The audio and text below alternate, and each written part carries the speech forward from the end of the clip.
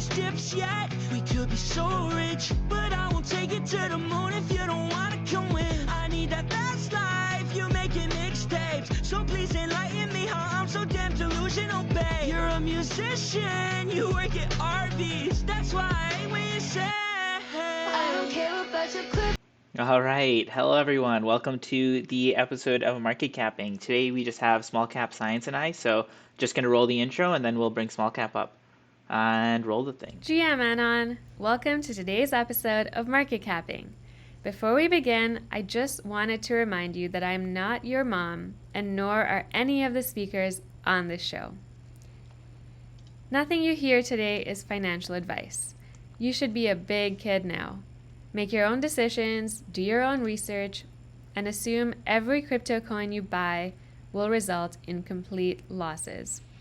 If you ever plan on holding anyone other than yourself responsible for your choices, please navigate to the top of your browser window where you'll find the friendly red close button.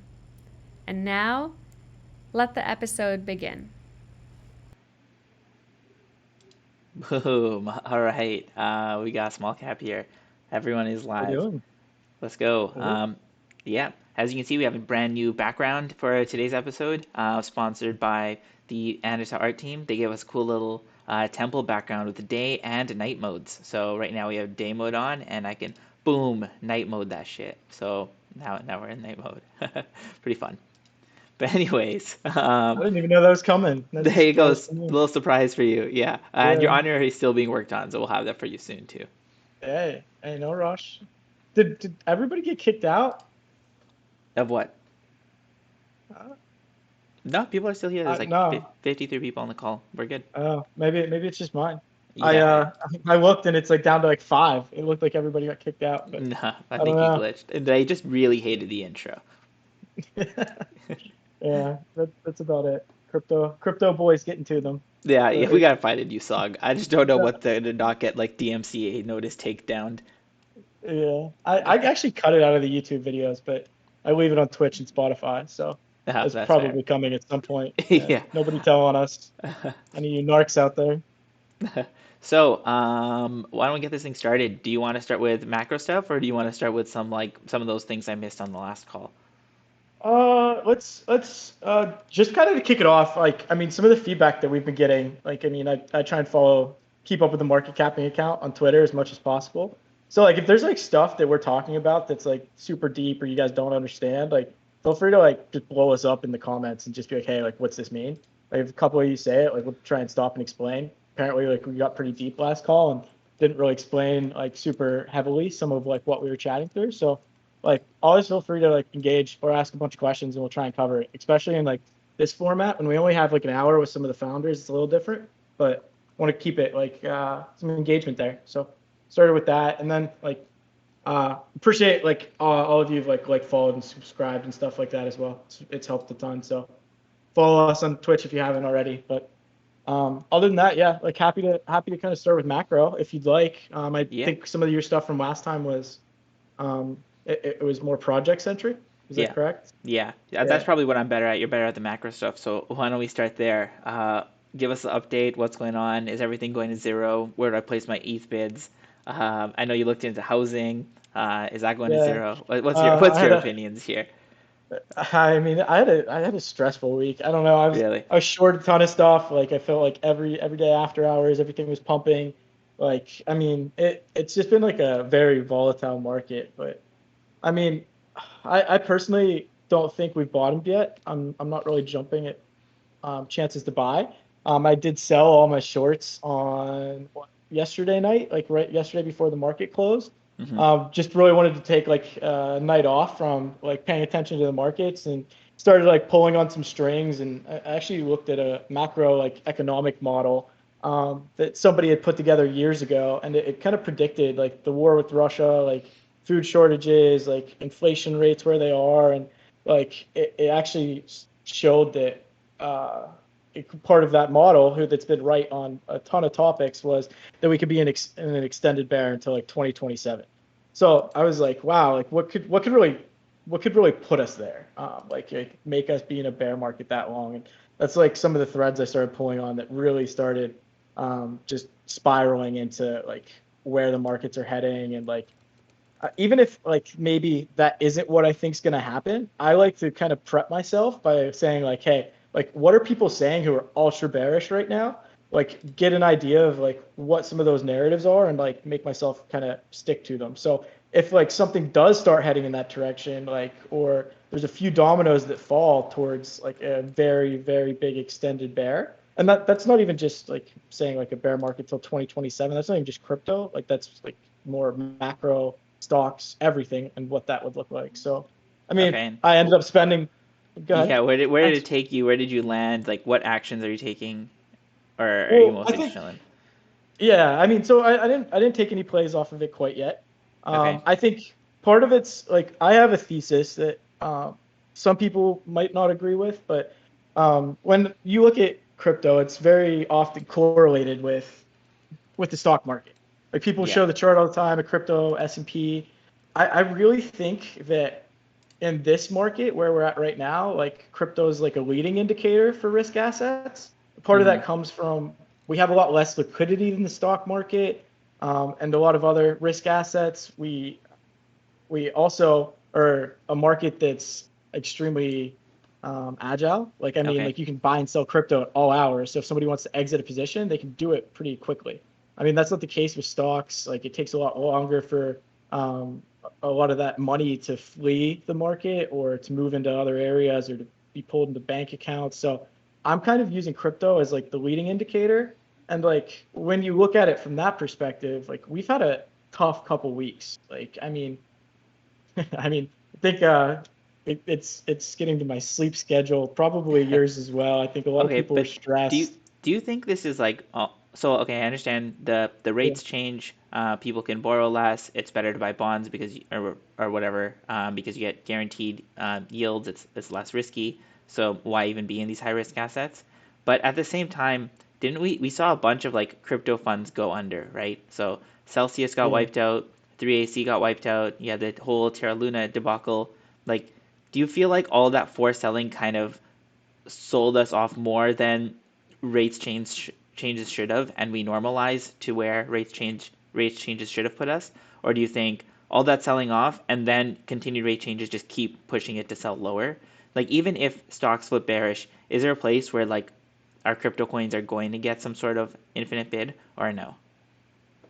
I mean, I think we've local bottomed. Like I do. Like that doesn't mean I'm buying anything because I haven't really. Yeah. I did deposit some money, but like I said, I think we've kind of had that forced selling, like capulation that like the stocks really haven't seen yet. Like nothing has broke Yeah. yet in the stock market, Yeah. and eventually it's going to. Like the biggest thing when you look at stocks and crypto right now is liquidity. Like I mean, as liquidity is leaving the market, it puts a ton of stress on a lot of these like funds, these like it's going to be hedge funds. It's going to like in our case it's VCs, and some of these like hosted services. But like what broke all of those? Like when you look at Yeah. it, it was a massive NFT portfolio that you can't unload when it comes to 3AC. It's Are you calling STE, which GBTC like their NFT or not I really? mean, no, like they actually have a massive NFT portfolio. Oh, okay. I'll send you the link to it. Like also like they have like 10 punks, like a ton of a ton of other NFTs that like are Yeah, yeah, but pretty. I'm sure that was like Like if you minor, have right? some of those though, but like they're probably gonna liquidate them. So if you Oh, I if you see. know So if that you like have them, it's going down. 1,500 Yeah, that's hilarious. exactly. Yeah, yeah. But like that, like liquidity was like the leading factor of what's going on in the market, and that's like what the Fed's really doing is like when they're pulling liquidity, it's gonna eventually break something, in my opinion. Like I don't think Yeah. like the stocks can um, Yeah. be done like actually like leveling off until something breaks, and like I feel like that's always the case, but we're just not there yet. So I mean, I feel like we've had a very heavy sell, Yeah. and like we'll probably bounce a little bit. Yeah. um that's also one of the reasons I closed all my Coinbase shorts. But Right.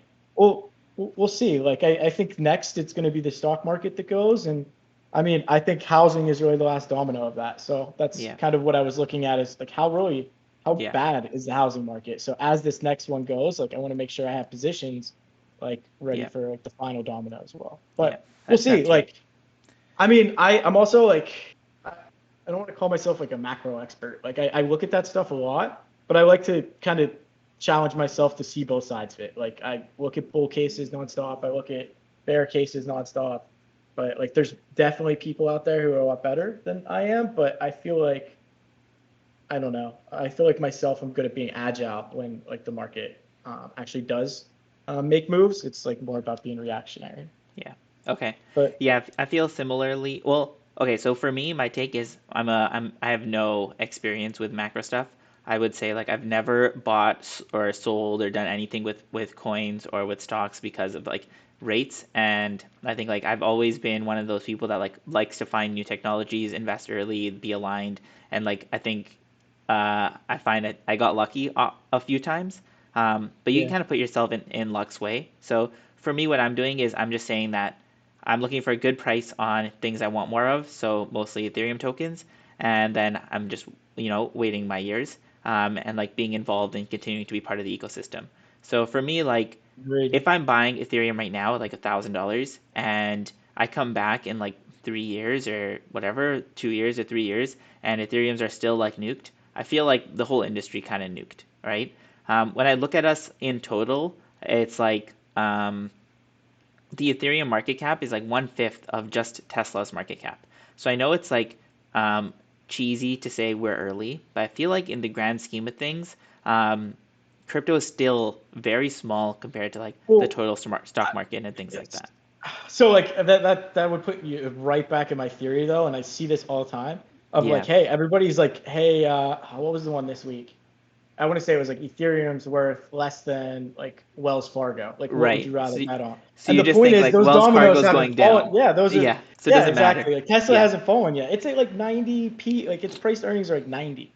And yeah, like yeah. I think Still needs to come Buffett down. has like a $500 million short against them for a reason. Wow.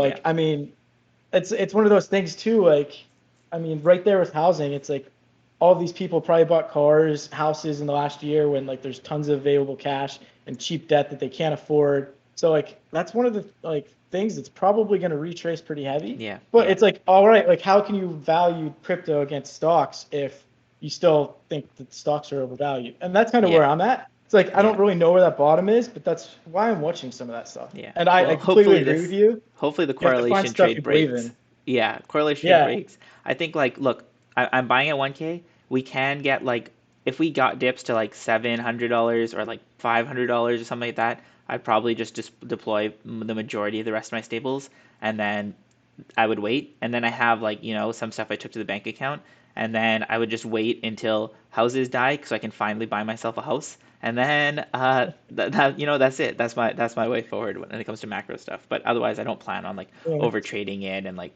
really paying yeah. attention I too wouldn't. much. Yeah, Well, I mean, I think there's way more money. Like, listen, we're good at crypto, and I think most of the people who are in these chats are very good at crypto. Like, I'm better at making money at crypto than going up yeah, against a hedge fund, and like same. I realize that. Like, they're like I can probably make more money in crypto if I understand the macro environment. Though it doesn't mean I'm not going to have some like short plays or go along with stuff in stocks, but like I feel like the way like I play the markets is based off of like some of the larger things going on. Like Yeah, even when I like hunt in crypto, like my strategy all bull market was I'm gonna look at all the L1s and like I would have all the charts up in trading view. I would find one that thought looked most bullish and say it was FTM. Like the like weekly on FTM looks great, the monthly looks good, like probably like gonna be a nice bounce. I would go look for a narrative on that project then that fits it and say yeah, like, or I would go find a small cap and then it's like, all right, I know FTM is gonna go up. I know a small cap's like probably gonna be LP'd with FTM. What does that look like? I'm probably going to get 10x gains instead of like 2x if FTM doubles. So, right. I mean, I try and use my macro knowledge to compound the gains in the areas that I'm a better trader and Yeah, have that yeah, edge. So that makes that's sense. how I look at it. But Cool. I do think like the reason I was looking at housing too, and I think everybody should be aware of is it's to the liquidity though. Like I mean, I personally think like STETH and GBTC are like two of Yeah, the things that broke our I was just markets gonna bring because that up. people couldn't So exit. yeah, with GBTC here, I think 3AC was so heavy into it. I talked to like actually asked some people like what was going on here, and I think they were like we found out that they were getting lots of leverage and they were like borrowing people's treasuries and all this kind of stuff to try to get into this kind of trade where like just on the 16th, so like what is it, 2 days ago or yesterday, they had like 38 million GBTC. They're the biggest single holder, and now today they have Yeah. zero. So if like that much GBTC just got dumped on the market, like, I don't even think they it's thought it dumped was a yet, is good, it? and they thought it was a good trade before. Like now, is that the capitulation wick? Like now, do I buy this GBTC discount, or do you think like all these other people are gonna sell this like GBTC discount to like lower than where it is now? Have they sold it all? Yeah, I mean, according to this, I saw this tweet today. According to this, it's like literally zero. They have nothing left. Yeah.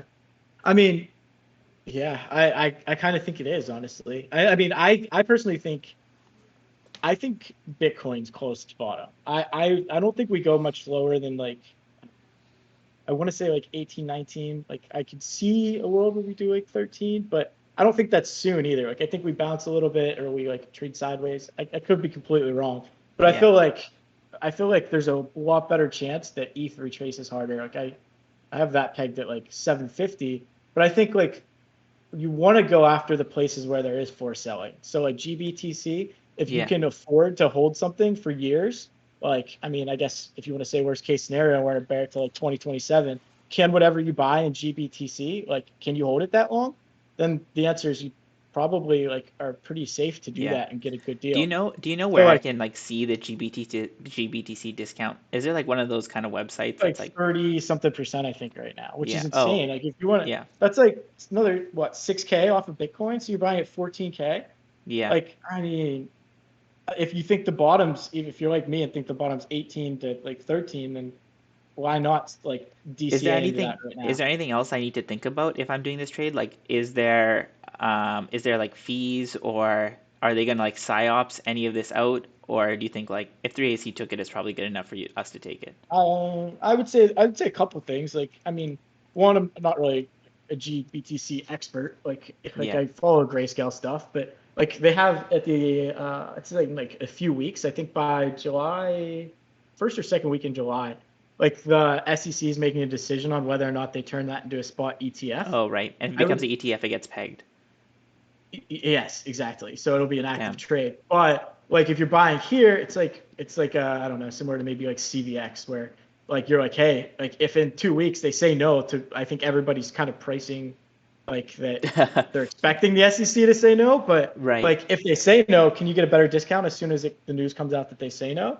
So like I mean, I would consider that, and then I think in my mind that's really kind of about it. Like Grayscale does take some fees off of it, but like if you think of how much money they're spending in like lobbying, like just management, like it's kind of a lot. So Right. I mean like what they're actually doing, one, I think it's a good thing for our sector. So if you kind of want to support Grayscale, like I think it's a good thing if we all actually do that. I mean, You're just doing I'm a profit what's right. maxi, but yeah, Yeah. you're kind of like helping out a company that's really trying to make crypto like So mainstream. how did they So repeg it? Like, let's say no happens. Are they gonna do redemptions, or like how does it get repegged? I'm not sure. I actually don't know how that's Okay, handled, cool. but I would expect if that happens that people just buy it back to peg. Like Oh yeah, if because it I happens, mean, yeah. If it's yeah, I gonna, would think it if would be it's an ARB. yeah, I you think it would just long be ARB this and back. short Bitcoin or something like that. Yeah. Yeah, I think it would be ARB back, but I mean, I'm not sure on that though. It's a good question, but I mean, Okay. I'm not, I don't know. I've looked at a few. Like I think this is probably one of the Bitcoin plays I really like, and I'm still like trying to explore some small cap stuff, but I haven't had time. I Yeah. brought up like Tranches, like chess on BSC. Like they just dropped a V2, but I haven't had a chance to research it. But if you can Okay. find a Bitcoin play that has liquidity and like you can earn maybe like, I don't know, 15-20% yield, like you can probably keep up with that GBTC discount while keeping a little bit better I see. liquidity. I see. So Yeah, yeah. that's actually a good point. Like if you can find Bitcoins that yield that much, well, you have to hope that it takes longer than a year then for them to repeg, right? Yeah, And you have to hope exactly. that those yields are sustainable. Oftentimes, if you're getting something like 20%, you're getting paid some shitcoin, and it's very unlikely that it's going to hold up price. Yeah, but you're also counting on GBTC holding this peg. Like it could get Uh, worse, could get oh, I better. see what you're saying. Like you Yeah, it don't could really get know. You worse. don't. But Yeah, if like your time horizon is infinity, it's going to peg. yeah. Yeah. And I think that's what Unless I there's think like a fees lot of and things like people. that I don't know about. Yeah, Yeah.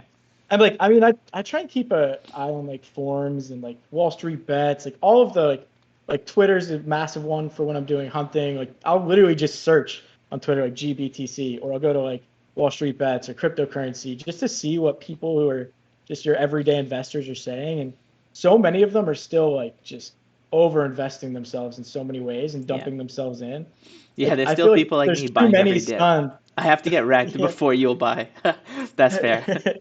Well, I mean that's one of the things that just kind of worries me Yeah. still. So like we'll see, but I think GBTC is like probably one of the safer buys, and I'm not quite doing it yet, but like I'm keeping my eyes on it. Okay. Okay. That's fair. All right, But let's move to the it's also next topic. yeah.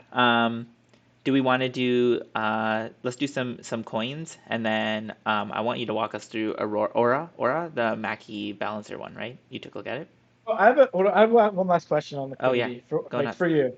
So like I think one of the big issues that we're seeing on a lot of alts is like they're all paired with ETH. Like Yeah. as ETH's like dying, like Yeah. I mean at least has how it has been the last couple months. It's really killed like some very small cap coins that have like good narratives, are actually building like relevant stuff. Like Yeah. I've seen a few that are like $1 million market cap, like Yeah. 200K of liquidity now. Yeah. Like if somebody swoops in and buys it all, the project could be screwed from a governance perspective. But Yeah. do you think like if liquidity gets much worse here, that in future runs like projects will pair with Stables? maybe USD, yeah, Yeah. stables? Like I Yeah. also just saw that I think we're stable already seeing market cap on chain yeah. was like just passing ETH. So it's like what happens there? Like I what would agree. you do? So for me, it's a bit scary because like I think a lot of my thesis around ETH is money. Mhm. ETH is used to buy NFTs. No one can like monetarily control it or whatever. It's gonna be like the money of this is cheesy, but I'm gonna use the word metaverse. But slowly we're kind of seeing that change. And it's like people like ETH as money in a bull market, and they don't like ETH as money in a bear market. So I think we need to find a place where ETH just becomes a lot more stable and a lot less volatile. And until then, money is going to be money. So like USD is going to be money. So if you look at a lot of charts, like the ones that have aggressively sold off are paired against ETH because ETH goes down and then they kind of just get repriced, right? Because the way the AMM works, it's like one side is shitcoin, the other side is ETH. So if ETH goes down 50%, then half of your LP went down 50%. So it just automatically reprices itself, right? If you're talking about against US dollars. Now, if you look at NFTs as well, I noticed the other day that all the bids right now against Prime keys are in USDC, which I found like a little bit crazy because all the time like NFTs are priced in ETH as well. But slowly we're seeing more and more people like prefer to price in USDC. And I think it's a result of what do people have. And if people are sitting on a bunch of stables because they sold, then they're going to be buying with stables. They're not going to be buying with ETH. And if people are like ETH allocated as they were coming into this bull run because everyone was kind of like crypto native before this run because no one else was really here, right? And I think now we've started to adopt less crypto natives and more people that are here just to like, trade NFTs or trade shitcoins. And a lot of those people actually do denominate in US dollars. So I think we'll see more and more of a rise of stablecoins. And it's cool because stablecoins, I think it's bad for like the ETH is money narrative, but it's cool for the ETH is useful narrative because stablecoins are like real product market fit, right? It is way better than a bank to move them. It is much easier to manage them. It's easy to see your balances, easy to get yields in them, easy to deal with like taxes and things like that when you use them.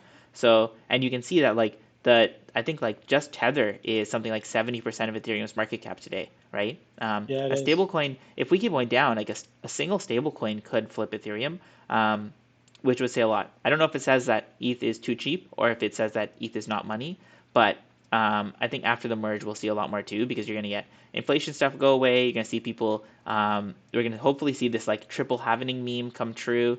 And then we'll really see next cycle if ETH holds up as money. But if I was launching a project right now, it would depend on what that project is.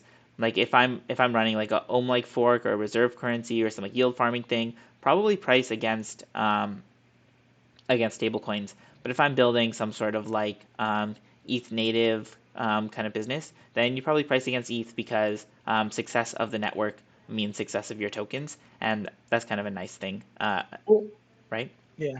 Yeah, no, I completely agree. I think we're going to see it way more, that like projects who launch here in the bear are going to pair with stables. Yeah. Like if you want to pair with ETH, it's probably at the bottom though. Yeah. But it's hard finding that bottom. But Right. two more like quick 1-2 off of that. Like what about like do you sacrifice some capital efficiency by pairing with ETH and stables? Like I think that would have helped a ton of projects. I don't think so. Like what happens is you just get arbitrage, right? If you put up your liquidity Yep. against ETH and your liquidity against stables, all that happens is when ETH falls, our bots will buy it from the ETH pair and sell it onto the stable pair. So your ETH pair will just drag your stable pair down or drag your other pair up. And then what ends up happening is you're just giving money to arbors. Like your Yep. pools, if it's protocol owned liquidity, maybe your pools make some like fees and things like that. But at the end of the day, like the arbor is making more Or off your treasury, right? And the IL should yeah. wreck you. So So if I was a project, I answered would that just perfectly. choose. Yeah. Yeah. Okay. So is there a happy medium between the two? I'm actually There baiting you might with be this. some Like sort of this like half is volatile is ETH. it a is it Ohm? Do you Yeah, start pairing with Ohm? yeah, there you go. Reserve currency. Yeah, Ohm I'm is like serious half though. ETH, Like half what? stables. Is pair Why against stables. not? The Like reason I you mean don't pair, they're almost yeah, corrected. the They're reason almost you don't corrected pair about enough. Ohm is because of all the hops, right? Like if there's Ohm ETH liquidity, what happens is if you do like shitcoin Ohm liquidity, when most trades will have to route through ETH somehow, right? So if people want to go like shitcoin to ETH or some other coin to your coin, they end up having to go to ETH and then from ETH to Ohm and then from Ohm to your coin. And then what happens is they have two hops and those hops are not in like 0.1% fee pools. Those hops are in like Yep. the more expensive like 0.25% fee pools, right? Or 0.2% fee pools or even some point three. I don't know what the number is, but it ends up being like twice as expensive for people to trade, which does kind of suck for your users. But I agree. But as it gets yeah, deeper and deeper, that's how it yeah. changes. If But it gets I deeper, mean, then so I they're was just better thinking off. of that the other Yeah, day. I was like, what's the best thing to really do in the market when it comes to liquidity? But I mean, I think Ohm has a chance to actually take some of it that does. like market though. We'll see, Yeah, especially with it could be some of their cool. A cool products. narrative. Yeah. Yeah. But like, sorry, I mean, I wanted to see your thoughts on that. But we can dive into some projects. Yeah, actually, the first one I talk to is talk about actually is a really good example of this. So, I still have this open. If we look at like so something like PDT, right? So PDT is paired against ETH, and what happened was like it's just been kind of down only, even though there are people buying it. A lot of the reason it went down is because of like arbitragers and because of the falling, well, I don't know if it's arbitragers, but just because of the falling price of ETH. So you'll see like one person buy and then no one will trade, but ETH will go down and then someone else will buy and the second buyer will end up getting like a cheaper price than the first buyer. And it's not like Yeah. people pushed the price down or anything like that. It's just because ETH got repriced and it kind of fell. And it wasn't really because of forced selling and things like that. Oftentimes, mostly it was just because ETH went down. On the other hand, you have like tokens like Rome, and Rome is paired against Frax. And here you have a similar situation where yeah there are buyers, but sorry, let me zoom into here.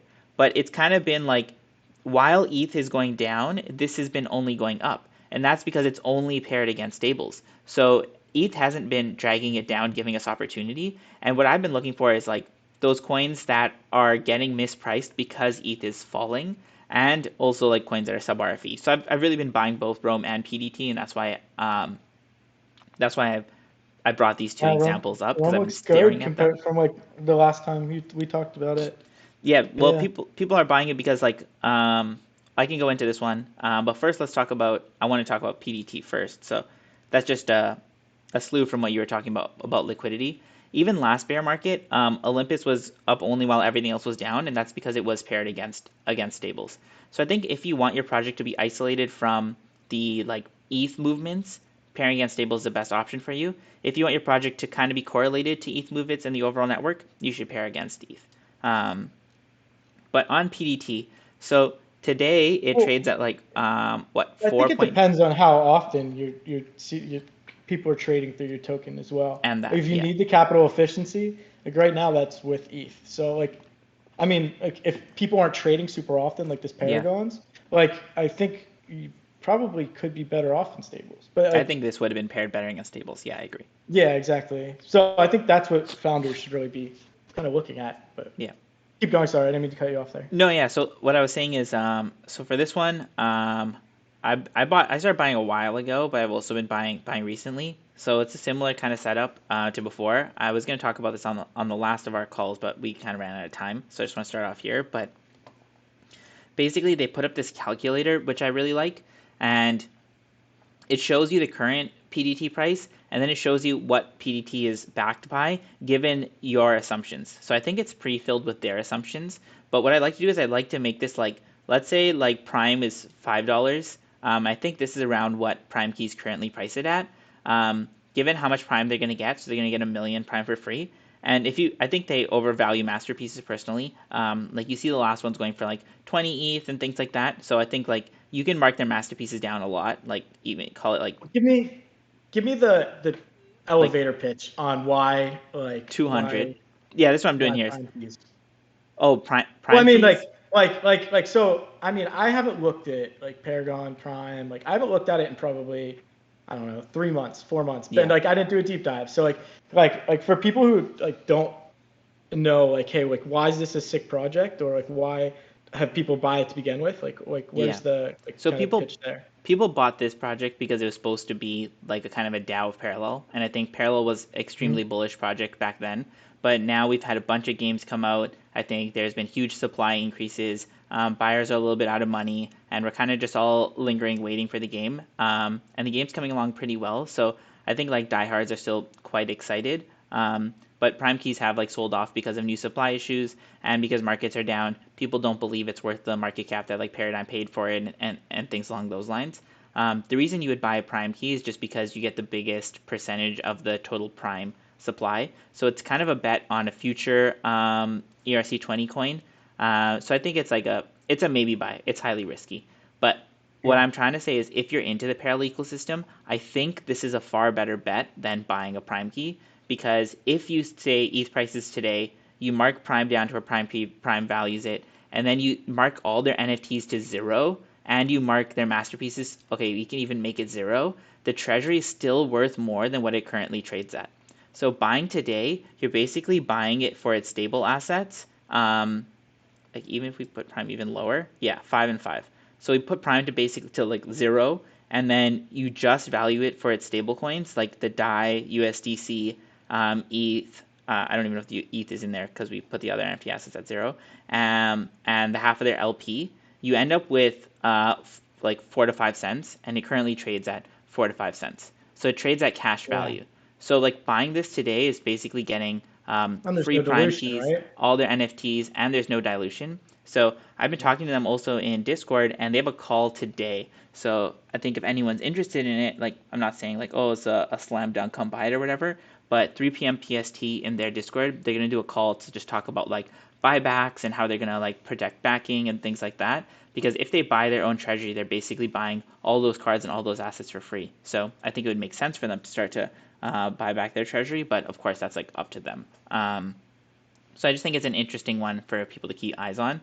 It's like lower liquidity. It's like a good shitcoin, and I think because it trades at like its stable assets, it should be less correlated to like downtrends in market risk. So that's one I wanted to bring up. I like that. And then I like it. That's like having deep liquidity though. If you know that there's a project that could be willing to buy back and more value in their treasury, as long as they're not going to spend that on operations, that's like having a super deep liquidity. So I mean, I like that especially. Yeah, exactly. So that's how I'm seeing that one. And then the next one I wanted to update everyone on was Temple. So remember last time we talked about Temple, and I was like, I personally have a bunch, but I'm like uncertain because a lot of the time they play games with their users, and I feel like that was the allure, right? It was a cryptic thing. It was supposed to be a game. But more recently, I think users don't want the games anymore, and so that's why their trust is really low because everyone doesn't really know if they're playing a game with us or if they're being honest about the like backing and stuff like that. So we've been pressuring them in the Discord to just at least give us something. So they put up this Q&A, which I was pretty happy about. So I would invite people to come take a look at this Q&A because this question number 7 gave us at least kind of like said the RFE is more real. So they said that in 3 vault cycles, they will evaluate. Before it was just like a Discord message, but I think this is more like official communication from the team now, saying that within 3 vault cycles, they'll evaluate it. And they said that no new temple is going to be minted unless they trade above book value. So unless they trade above RFE, which I think is like 1.1 to 1.2, they aren't going to dilute people, which is good. And then they said that they will offer multi-month vaults. So before we were worried that with the 3 vault cycles, what happens if they suddenly change a vault cycle to be more than a month and then they like kind of trap it for longer? But they said that the default vault will remain 30 days. So I feel a lot safer now. At least this info came out where they said within 3 vault cycles, so within 90 days, it's only been a week. If the products that they're building continue not to get traction from the wider crypto community, or if it's not generating like absolutely insane yields, and it continues to trade like really far below RFE, then they're going to do something to help get back to book value. I personally don't think it should be like a full distro. I think like there's a really good strategy in just slowly increasing the IV floor to get to where book value is, so that people, if they want to leave, can leave. But on the way up, you get people that want liquidity leaving early, which improves the backing for everyone else. But I think like that'll be a discussion that happens if their other products don't work. And how are the other products doing? So far, Stacks has been holding peg pretty well. One website people should check out is just I think it's stacks.finance. Oh my god, sorry, I'm on a PC. Like I don't even know how to use them. this. I don't think I've ever looked at them. It is not stacks.finance. I will get the link from Twitter. But so basically what it is it's the first product out of the Temple DAO. So we talked about it with Sam, remember, on the FXS show. Yeah, stacks.fi. It's a pretty good name. But they're getting... Oh, I'm not connected. But I think they're getting like 30% APRs. Yeah, 25% APRs on like Temple/Frax LP. And the peg so far has held up pretty well. It's still basically 1-to-1. I haven't looked at like how much it's tried to sell off here, but so far it's feeling okay. And you're still getting 25% on stable/sub RFE stables. And then they also launched the Temple Vaults, and the vaults are supposedly paying 18%. Now the thing about the vaults is you don't get paid in what they farm. What they're going to do is they're going to take all of the farmed amount and they're going to sell it for more Temple, and they're going to give the vault people Temple. So you get more Temple, but it's non-dilutive Temple. So all the Temple you get is still for backed. gas, right?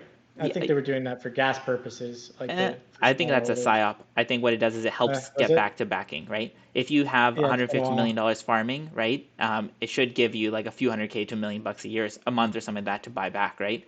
And hopefully that gets you back above book value without need to give up anything from the treasury. But like I'm going to be keeping all the Temple yields, because what happens is that Temple is still backed because it's not new dilution. It's just bought for me. And it should trade to 1.1. So that's kind of how I've been thinking about that one. That's my 2 cents. Yeah. And then I mean, it sounds like they've come pretty far. Like honestly, no, that's good. Like I mean, like so I owned a bunch of Temple like back a few months ago, but it was when they were, I feel like, playing a lot of the PsyOps games, and like I was frustrated with the team. But games are still they were in the process. That's one of the last only I think Discords I had to show myself out of for a while. Like I was kind of it gets frustrating losing it on them.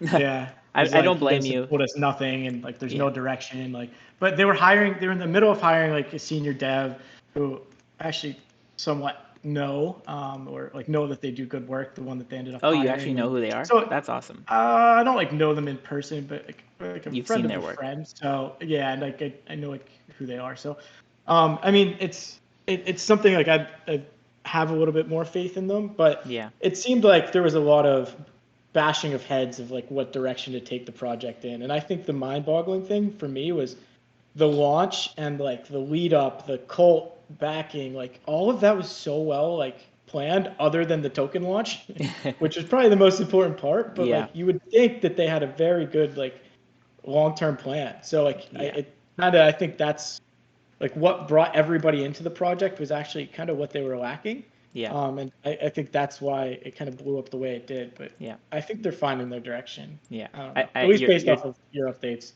You're spot on. Like before this, it was a bag of stables being paid to a team and nothing for holders, right? And it kind of just felt like trapped treasury being drained. Now they finally shipped their first 2 products, and then we will wait 3 months to see how those products do, try to help spread the word about them, try to help be users of them, and then worst case, hopefully they do as they've promised and protect book. If not, I think you're going to see the whole Discord explode and be really angry. But my gut feeling is they'll be honest. Don't hold me to that, but do join Discord and ask questions if you're interested. Yeah, I like it. So yeah, and then the last one I wanted to talk about was Rome. So we were talking about that before, but Rome also, I think we shared a little video on it about how they said the Treasury is owned by holders. So one cool proposal I saw was this one that came up yesterday, which was to add Temple for them to buy. So I put this tweet up where I was like, that exhibit meme where it's like, hey bro, I heard you like this one. So it's like they took their sub RFE treasury and bought another sub RFE treasury, so you can get RFE while you RFE. So like if this happens, Rome would basically be like leveraged RFE, which is hilarious. So I like your that. like wet dream, honestly. Yeah, it is literally my dream. So I hope this proposal happens. That was my update on that one. Otherwise, I'm just kind of waiting for you to just start a project that's just like RFV DAO, and just like all you do is go RFV into projects, and people just ape into you for safe RFV plays. I don't know how safe you they would crush are. it. Yeah, they're a bit degen, but in these markets, like I feel like it's the best we can ask for if you want to stay safe, right? Yeah, I mean it's fair. I think you would be awesome at doing that for a treasury though, because a lot of these you can like fit pretty big money into. Like they're not small plays because of the size of the treasury. Yeah, and there's so many sellers. So like you buy small chunks, people sell them. You buy small chunk, people sell them. Yeah. So yeah, tell me about Aura. Did you look into it? I did. I mean, I took like I did. It actually came up that part of the balancer grants were going to Butterfly, so I started looking into that, which is pretty sweet. It was like over like I think $1 million a month. Holy shit! Wait, Butterfly's getting $1 million a month from Balancer? Yeah. Wow. So there was a Balancer grant. I'll send you this. So hold on. You can pull it up if you want. Yeah, ship it to me in Discord. But I just did. So like I believe that's the right one. Or I'm just sending you random links. No, that's it. And then like they also posted their DBank wallet of like what their actual earnings are. So when I was chatting with Sammy, it came up that it was about $1 million a month in fees, which is pretty freaking awesome considering I think last week oh man, it's earlier this week. It shows you how much I've slept and how long this week's been. But when we talked to Sammy there, I think the market cap for Butterfly is like 15 million. And if you start pulling in that kind of revenue, that's like awesome. So wait, so this DBank we're looking at now, this is the Butterfly Treasury, or the fee wallet? This is the balancer, like fee tracker. Oh, so this is just the hidden hand pool for Balancer. These are the fees that Butterfly has made. This was I think if I have this correct, the Balancer grants was for a certain amount going into hidden hand, but it was dependent on the amount of fees that Balancer was bringing in, which was put the number of earnings up to $1 million a month. Okay. Here does that make sense? Did I get that? So they're looking at redirecting 1% of all of Balancer's revenue towards Butterfly. So like whatever Balancer's pulling in, which I understand. They're going to be putting that through hidden hand. Exactly. And they're going to use 1% of their revenues to bribe people to use Balancer, to add liquidity on Balancer. I need to go through and like look at it, but that's like 1% of all revenue is being directed to Butterfly, and that actually says on top of bribes. So like they might be adding that as addition to based off of some of the grants that they're putting out, which is awesome. So good news for Butterfly. But like what came of that is it actually should be more, just because like Aurora is going to pump Balancer. So for those of you guys who aren't aware, Aurora, I'll toss a link to both UDCF and one in the chat. But it's a new project Aura, that just launched. Yeah, I don't know if I was pronouncing it correctly, but it's like a CBX, planning on like doing what CBX did to Curve, and really wrapping the token, but like they're starting with Balancer. So their plan is to really do what CVX did to CRV for a few different tokens, starting with Balancer. And Balancer is a massive narrative right now. I mean, they're one of the tokens that's getting CRV whitelists. Like they're going to be like really competing with CVX. So I really like the narrative, and I think two-tone, like the dev team is pretty sick. So I mean, I think if you're looking for a team to really build through the bear, like Mackey's probably like one of the better devs out there. So I pretty comfortable with it. So like if you like mint like Aura Balancer right now, it's like mint and stake, it's like 300% APR, and there's still some remaining. So like I think this launch in the last week didn't get nearly enough love because of the market. And is there Aura Bal LP? Like, did they make it liquid? I don't know how much LP there is. So like, yeah, if I want to get out, here, Aura Bal and then Bal ETH. Oh, there's only 20K in here. Yeah, that's very little. I think it's still. I don't know like what they've launched on that yet. Like if you're supposed to provide liquidity, like that's a weird pull. Like if you look at what it's paired with. Yeah. I think you are supposed to.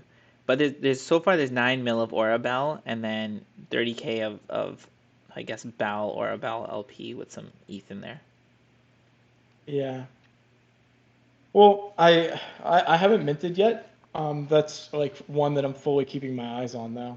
Mm-hmm. I mean, I think that's an important point on the liquidity though. Yeah. And I mean, we're gonna keep coming back to that for almost every token. Forever. It always is. I mean, it is in this market though, as liquidity leaves, and like I think we're seeing more and more of the like DPEGs of some of these.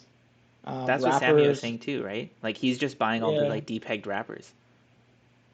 Yeah, I'm not quite there yet, but it can be concerning though. Like, I mean, you're looking at like STETH, like back to that point of like Lito's trying to give STETH like extra like governance power, just like trying to find utility to bring it back to PEG. If you look at CVX CRV, like it's actually like decently under PEG, and I mean like I think Curve even tweeted about like they're like, hey, like you can get this staking CVX CRV on Convex. Here's what you get staking it on Curve or Stake DAO. It was like 40% on Convex and like 70 on Stake DAO. But like all of these projects are somewhat panicking because like if you think about it, if CVX CRV like drops a certain amount, like it makes more sense just to farm on CRV. Like their rates will not really be sufficient in like supporting the project. They'll still have all the CRV in their treasury, but like you're not really farming like CRV anymore, and a lot of users who are trying to build a position there are going to farm directly on Curve. So like it does get a little scary if you think of all of those depegging, but like I think you can find other use cases outside of, hey, I'm just a wrap token for CRV or I'm just a wrap token for Balancer. Like the ones who start to do that are going to be the ones that very well succeed. So like paying attention to liquidity on these projects, both in and out of like Aurora Balancer, like it's the most important thing. Like how really easy is. if you were like, oh, I'm going to be here forever, okay, whatever. But if you want to be able to sell your stuff in 2 years, then the most important thing is liquidity. That's why with like stacks with Temple, I always check how's that peg doing, how much liquidity is there, how much are they willing to buy back. They said they have like a few mil on the sidelines to buy back the peg if they need to. So there's like that kind of thing. But like, is Convex ever going to buy the peg back for you? I don't know. Is Lido ever going to buy back the ETH peg for you? I don't know. So I agree with you where it's like, it really has to be either very good yields or like pretty far off peg to start buying these like sub peg things or under pegged things. Yeah. It's a few mil on the sidelines. It's being managed by 3AC, right? No, Gone. I'm just kidding. Yeah, that's gone. I'm kind of scared of that too from a treasury perspective. If you hear that, and like it seemed like there was a project that there was more than one project. So what 3AC but like, have you heard which ones they are? Oh, I don't know which one it was, but they've gone to a few projects. I've even heard secondhand that like 3AC asked people for their treasuries to help do certain trades and things like that. So it's definitely really, really frightening. Imagine it's a risk your lead RFV plays. Is it not? No, it's not, because you only RFE the on-chain treasuries where you can like verify the money is there, right? But there are a lot of companies that 3AC led the rounds for, and then went to those companies and said, "Hey, we'll help you earn yield for your treasury. Just give it to us." And like your lead investor is telling you that, you trust them. Like that's the whole point, right? So I think it was a little bit bad on both people's parts. On 3AC's part, it's pretty stupid for them to take their own investments treasuries and then use them on risky stuff, and then have to liquidate treasuries that they don't own. And on the company's part, I think it's just not a good move to be like farming with your treasury. The whole point of you having that money is to burn it to 100x the business, not get like 8% a year. So I think it's like a huge distraction. And maybe that's the reason why they gave it to 3AC, because they were like, if we do this ourselves, it's a huge distraction. But if we're not using the rest of this, we might as well just give it to our lead investors. They'll be safe with it. They have our best interests in mind. It's their money too, because they're invested in us. And they have more to lose than to gain if they lost this. So I can see why they thought it would make sense, but on 3AC's part, it's just completely irresponsible. Yeah, I mean, it's tough to find someone to manage that amount of money. Like, it's not an easy task because of things like liquidity and like hedging. Like, if you have a massive position that's vesting over a long time, like you try and hedge like your bets, and if you don't, you end up like 3AC. But I mean, it's part of like, it's not something that a lot of projects are like. A lot of projects are built by devs, and like they have like like computer science, like different backgrounds, and like software engineering. Like it's not normally a financial person. We see that just like even when looking at projects, how some of them like don't even do tokenomics right. Like they don't think it's super important, and they just kind of launch. Even some with great ideas like can kind of fall on their face when it comes to tokenomics, which hurts. But like managing a multi-million-dollar treasury probably isn't in their best interest then. So like I could see people wanting to kind of offload that if they're not confident in that area, and hiring people in that area is like, it's really hard to trust people in crypto to manage that kind of money. Are you going to trust like some random man to like manage a multi-million-dollar treasury? Yeah. So I mean, it's tough, but that's a good point about the on-chain thing. I actually like bringing that up. Like another thing that I actually was going back and forth with people on Twitter on was like Tether. I keep seeing people short Tether. I think like there's 100K plus of liquidations of people shorting Tether. But like the reason that like all of these stables are going to zero, like if you look at USDD, USDN, like or UST, like it's all because you can see their on-chain treasuries and you can tell that they're under collateralized. And like the difference with Tether is like that's not happening. Like you can't see like what actually backs it. Put up this tweet even where he said that they've been reducing their holdings to be like heavily cash. People are able to liquidate fine. They're saying they have no exposure to Celsius. They have no exposure to 3AC. Like it's hard because you kind of just have to trust them. It's almost like that's the advantage of TradFi is that you can put a black box around it. Like, do you think if people didn't know exactly how much UST Doe could buy back and he just like did redemptions, it would have happened? The difference is, I completely think so. Yeah, because the difference is you have time to unwind it. Like that bank run doesn't happen quickly because half the people still trust it. Like, I mean, how many people were trusting Doe when he was like, "Hey, unloading more capital," like when UST was literally almost already like people turning into a meme coin. But you could all see they were trusting him, but no matter everybody how much. could see it. Yeah. No matter so if how you much take that away, people are Yeah. just blindly trusting him. Same with, I mean, I had this argument on Justin's son, where people are like, but he has all this money and he's backing it. It's like, yeah, but like he's just saying some of that too. Like some of it's psyops and they're using you for exit liquidity. Like you have to like kind of not like take their word with a grain of salt. But like that's the advantage Tether has is they're working with like what's it called, like Bitfinex, or I think that's the major one. But like they can unwind it over like the next year if they want to. Sure, they're going to be required to cough up documents, but if they don't, what's the worst that happened? Tether goes down to like 0.9, and then they unwind it over time. Like it's if they have it. I mean, we think they do, but no one knows. Yeah, I would just say like for everybody out there super worried about Tether, I think it's a little bit over exaggerated because of the lack of transparency. So something to keep in mind. Which sucks, right? Like use it. The whole point of DeFi is that this shouldn't have to happen. It should be completely transparent. You shouldn't trust it. You shouldn't need to. But like it's hilarious that we're calling it an advantage when it's like actually the whole reason our industry is supposed to exist. I think a lot of the centralized stables are going to start to struggle. I really do. Like, I think USDC is the one everybody's most confident in, and I Yeah. like USDC. That's Yeah, what I same. use. But like, as like I think 3 pool probably like UST continues to like if you looked at its market cap, like the USDT market cap is just falling off a cliff. Yeah, So like and they are scaling it back, yeah, and it's which been redeeming fine. yeah, and I mean redeeming to Bitfinex, but like I mean it's still redeeming. But the point is like we even with the beginning of the call, like we brought up that like stable coins like on chain are like almost passing up like ETHs.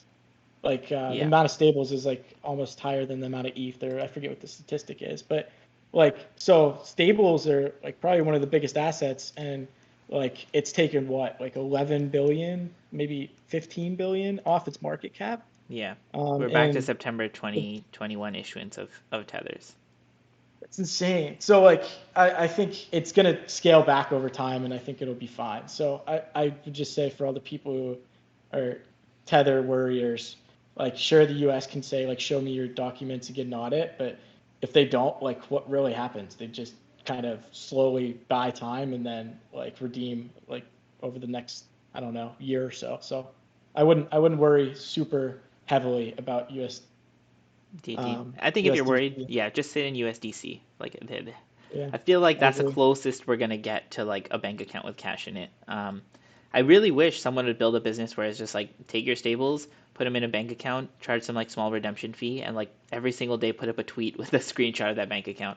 But I don't know how big that gets. I don't know much about TradFi and what that ends up looking like. And humans are greedy, so I'm sure someone will take those stables and start trying to earn yield on them. But hey, it's life. But I think it's a good Yeah. idea. But I think Anyway, like once yeah. base pool and stuff comes out, I think more people move to Frax, more people use to CRV, USD maybe, Yeah. like ones that are backed by like I would say more DeFi centric projects and like have more transparency that's on chain. I think that's the only way to win. But Yeah. just Let's some do some commentary there. But user questions or visitor questions, and then we can wrap it up. I think, sure, yeah, let's see what people are asking. Um, it'll take a second. Oh, actually, oh, never mind. I was JPEG'd. looking at Did you have any opinions on JPEG'd? I actually took a quick look at JPEG'd. So Tetranode said that the Treasury is used to back PUSD in the worst case. So I don't think there's like some like, oh, buy the governance token sub backing or anything like that. I think if you're gonna buy JPEG, then you should buy it because you believe in the business. The business itself, I think, is still a great idea. You basically mint stables against your NFTs, and then those stables have liquidity, so you can swap them for other stables if you want, or you can earn a ton of yield on them. I'm pretty sure it's priced like below the pre-sale price, and that's after they raised like over 30 or 40 million dollars. So they have a ton of money, and it's priced below pre-sale. So like if you're ever bullish on that business, that idea, I feel like it's a good opportunity, but I wouldn't buy it because like the treasury is mispriced or something along those lines. Like there's no guaranteed ARB there. yeah. I don't know how their Oracle works. Do you? Do you know like how they actually price the assets or like Um, how they determine liquidations? I looked at it I a long time ago. I feel like it's almost governance set, but I'm not 100% sure. yeah, I'm not sure either. Like, I mean, that like I posted in the chat too, like the 3AC wallet, but like if you look at that, there's like I think 10 punks in there or more. But what happens if they like liquidate like cheap like to somebody else like on chain? Just Does that yeah, like I I don't don't I know. don't know like I what feel that like looks like. more Does that than start a few liquidating punks sell people? a day, right? Like selling 10 punks isn't going to do anything. I mean, you wouldn't think so, but if it's like, hey, like we're gonna liquidate them all like on chain, like does that mess with the Oracle? Is what Oh, I was alluding of to. the JPEG And Oracle? like liquidate some people who already have their JPEGs like loaned out, like I or like can't. their. Yeah, So I'm that, not like sure. I'm saying, like I don't know. Like I have PUSD, but I actually bought or like I went through the pool, got a stack of PUSD, and deposited that way. Hmm. Just because I wasn't bullish on ETH, like that was the way I wanted to get yield. But like he's kind of punishing the people who are starting to do that now. Yeah. But So here, if you look at the Punk's website, like I think like a Punk sells every hour. Like 1 hour ago, 2 hours ago, 2 hours ago, 3 hours ago, 3 hours ago. Like today alone, That's more than I thought. Yeah, more than all of the ones that they have sold. So I wouldn't really be worried about like 10 punks crashing the punk market. Maybe it drops it an ETH or two, but whatever. It's not like their GBTC or their SDETH position. I feel like those punks were just for fun. Like, one day we'll flex with them. I mean, dude, just looking through, you should pull this wallet up just to let me grab it. Puke with me. Like it blows my mind. Send me the link in our Discord chat. I think I did. Did I not? No. It's so bad. Like these Fidenzas, I've never even heard of these, but I'm not an NFT guy.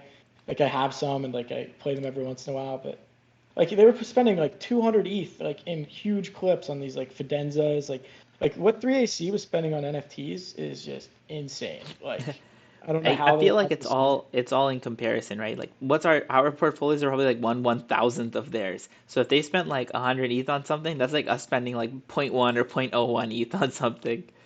I know, but like if you think like what 200 like this 250 ETH, 195, 125, 100, 230, like what was that at the top? Those are all like, I mean, at the top, those are all $1 million a piece, and yeah, those are some expensive JPEGs. I agree. Yeah, they're art connoisseurs. They just liked the art.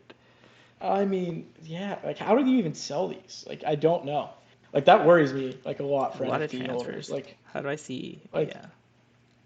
What are you looking at? I don't have the. No, I'm looking at the wallet that you sent me, but I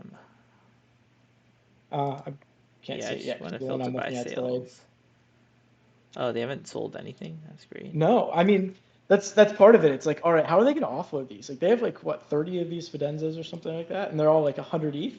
Like if I was holding one of those, I would be panicking or sell them all. Like because it's coming. Mm-hmm. Like they might do it in an off-market deal, but like, do you really have somebody who wants to OTC those right now? Yeah.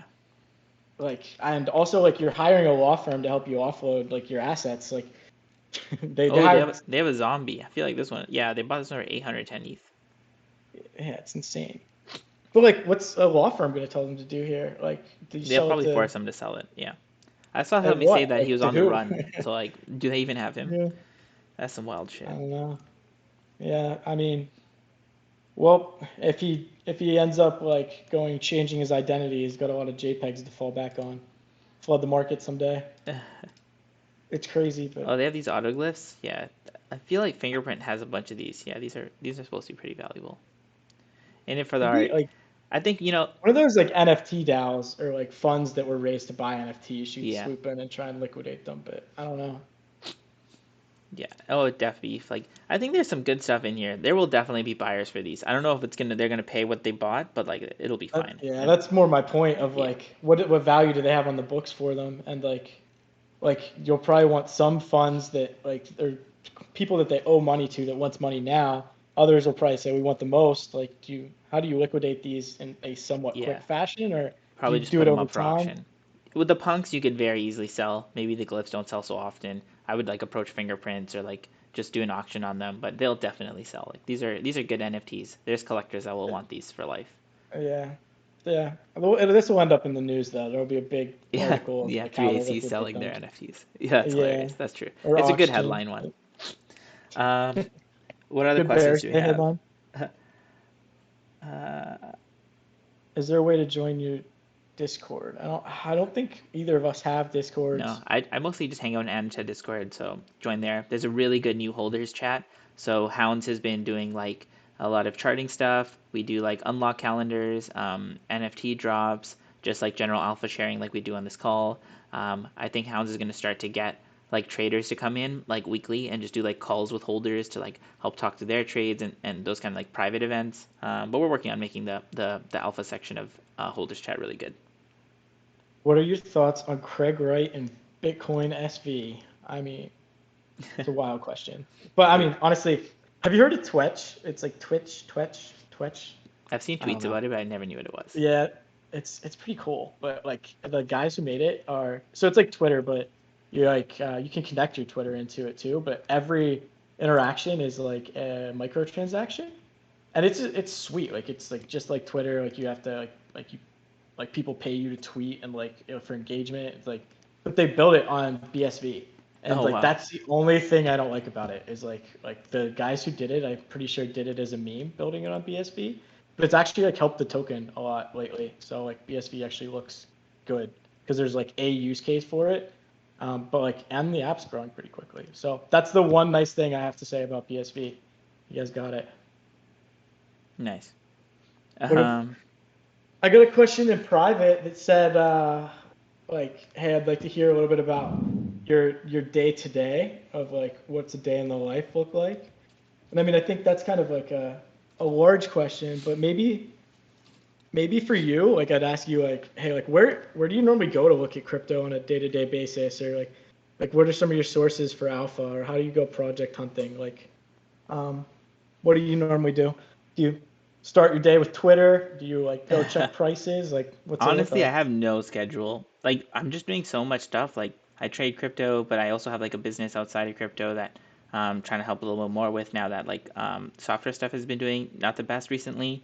And then I also have a DCF intern who works with myself and an engineer that works with myself, Maddie. So I kind of just like I usually don't choose my day. Other people choose my day for me. Like I get pinged on like, oh, I need help on this, or I get pinged on, I need help on that, or can you jump on this quickly?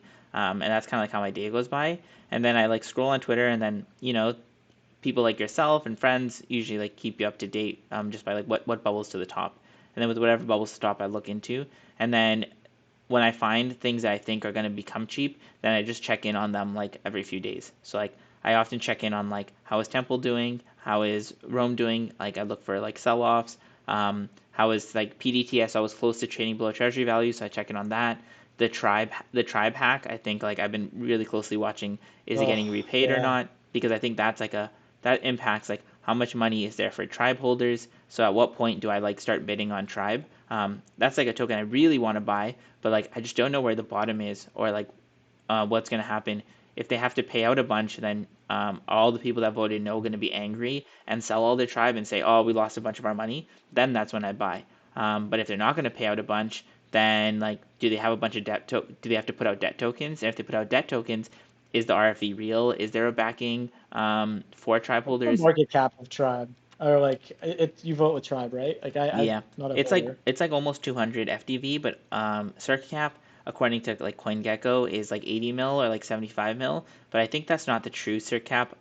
You have to look into it, like join their Discord and ask.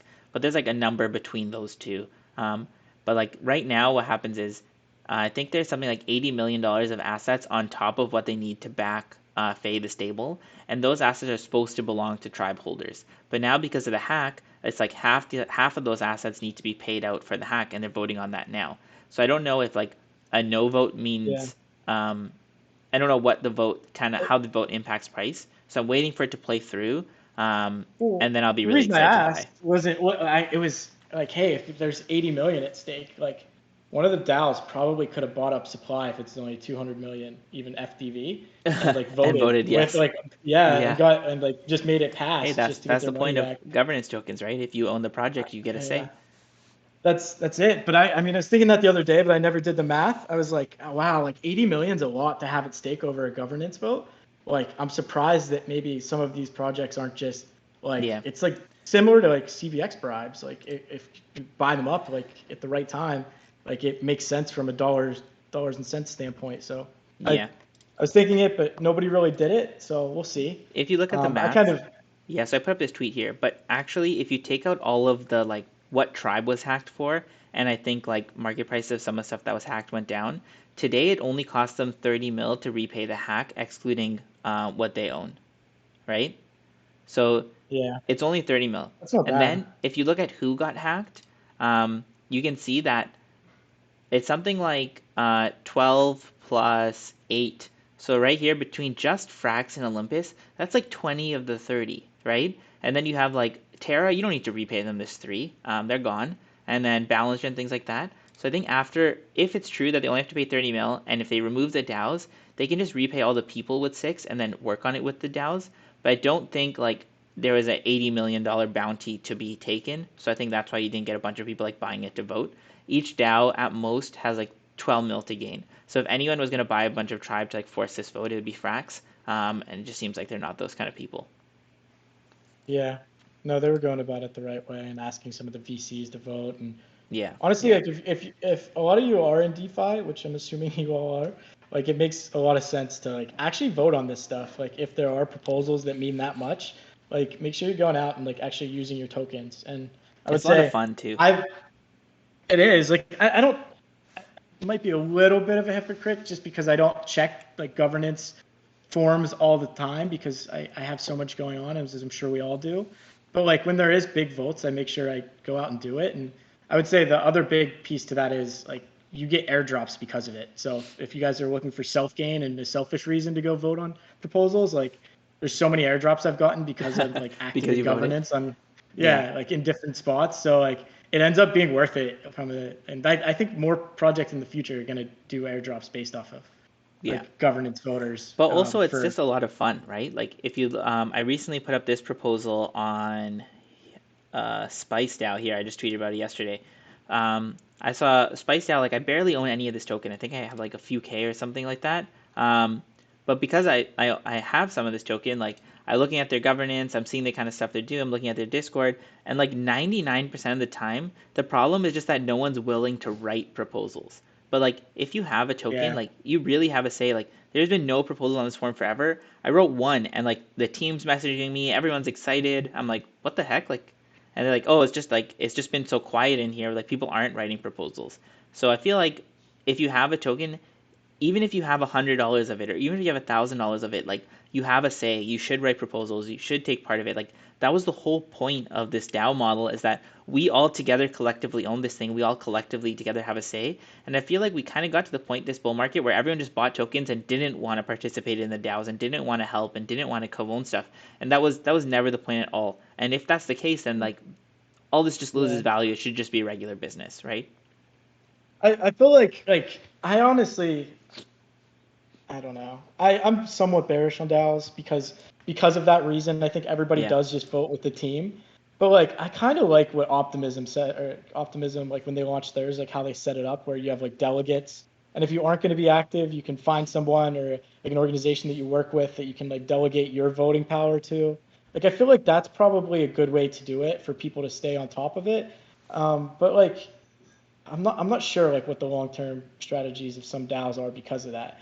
Like when you have like big VCs that aren't voting, or you have like individuals that like don't take advantage of their own governance rights, like it makes it very skewed towards like individual whales in the team. So like I think that's something that probably needs to be fixed in the long term with crypto. But like people like you going out and like building proposals, that's like huge and really like what we need. So I mean, appreciate it, honestly. I think Mackie was like putting together a plan to help fix the situation based off some of and like, he's doing that for free. Situation. It's just like I think it's a lot of fun, and like taking part in these businesses, being a holder, being part of the community, like that's what's gonna, one, make you the relationships for the next cycle. So you like know a lot of people, you start to meet genuine builders, you see who's like actually doing stuff out there, and two, it's gonna give you like a really valuable skill set because it'll show you all the issues in like, oh, why can't we build like this, or why can't we do that, or why did this piece fail to execute? Because you can be there along for the journey. It's like free insight into any business you want, and you get to impact it. I don't know why more people don't do it. Yeah, I completely agree. I've done some proposals, but it's actually been cool. a while since. But like it's well, I have time. About like it's exactly. But it's been a while since I've done one. But most of the ones I would do are on like tokenomic changes and like things like that. But like you can make pretty big differences in projects too. Like I mean, I've actually made a lot of money off of being able to do governance proposals of like, hey, like inflation or like emissions like are a big problem, and I put out a governance proposal that changes that, and like it gets passed as a yes. Like and then the number goes up. Massive. Yeah, that's the whole point. Number goes up. That's like the whole point in crypto.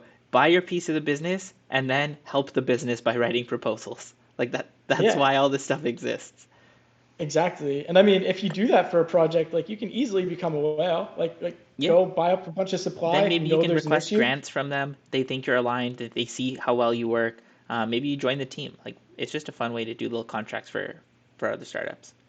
Yeah, I mean that's how I met almost everybody I know in crypto. I'll search up like I don't know, like we'll just use Tribe as an example. Search up like the Tribe cash tag.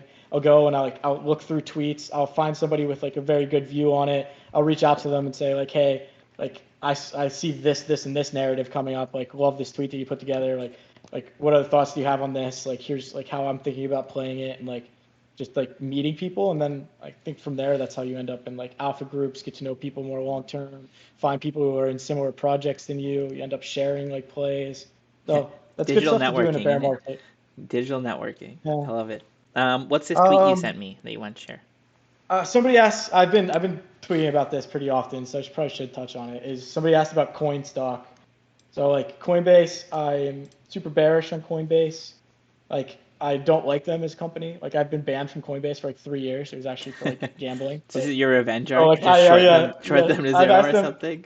I've just like half out of spite, but I also just like think their business model is garbage. Like they have like 60% more of their revenue comes from like retail than institutions.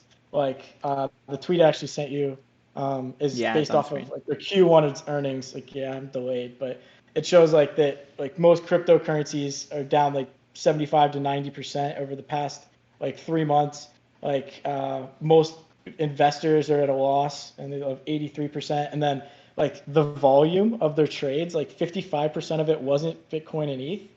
Pretty like it's pretty telling that like a lot of the coins that they're trading probably aren't the liquid ones that are getting crushed right now.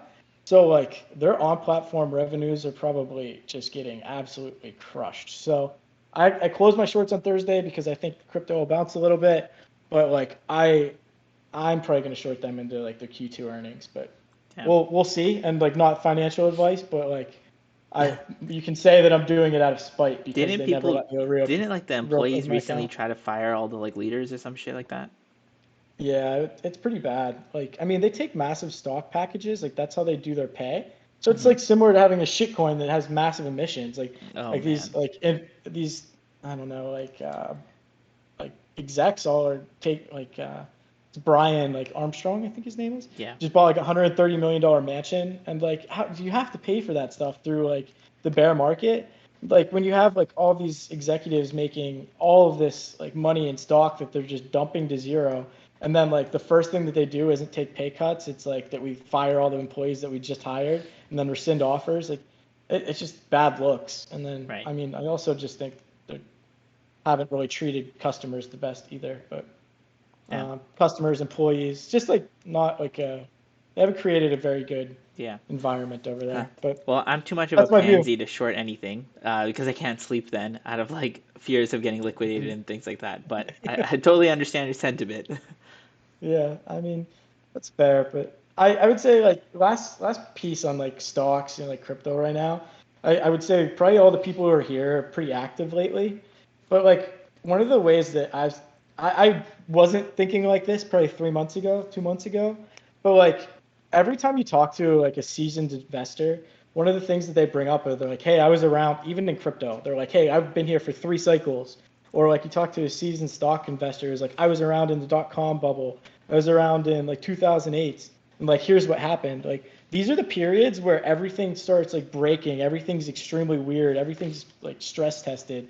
Like where you learn the most in the markets, and staying active, even if it's not with like a large amount of capital or you don't have a massive positions, like these are the times where you learn the most about how the market works. And like, they're the ones that'll